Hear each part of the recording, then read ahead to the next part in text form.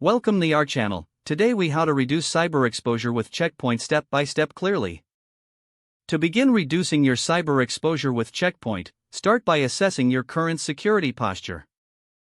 Identify potential vulnerabilities within your network infrastructure. Utilize Checkpoint's comprehensive threat prevention tools to scan for existing threats. Next, implement the Checkpoint security management system. Centralize your security policies for easier management and monitoring. Configure firewall rules to block unauthorized access to your network. Make use of intrusion prevention systems, or IPS, to detect and prevent attacks in real time. Regularly update your Checkpoint security software to ensure you have the latest protection. Set up automatic threat intelligence feeds to stay informed about emerging threats. Conduct regular security audits using Checkpoint's reporting features. Train your staff on best cybersecurity practices to minimize human error. Consider deploying endpoint security solutions to protect devices accessing your network. Utilize Checkpoint's mobile security offerings to secure remote access. Finally, continuously monitor your network activity for any unusual behavior.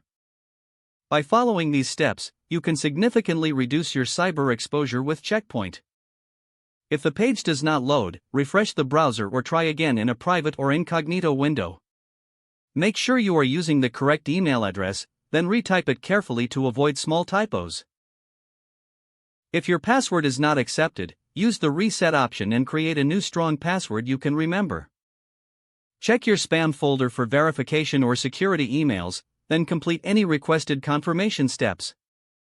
Enable two-factor authentication if available to improve account security and reduce unauthorized access risk.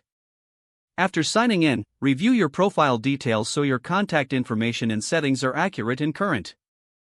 If you see an error message, note it down and try again after restarting your device and internet connection.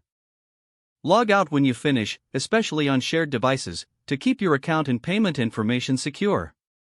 If the page does not load, refresh the browser or try again in a private or incognito window. Make sure you are using the correct email address, then retype it carefully to avoid small typos.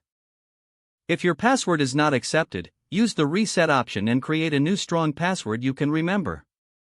Check your spam folder for verification or security emails, then complete any requested confirmation steps.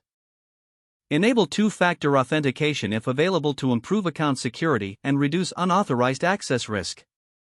Don't forget to like this video and subscribe to our channel for more step-by-step tech guides.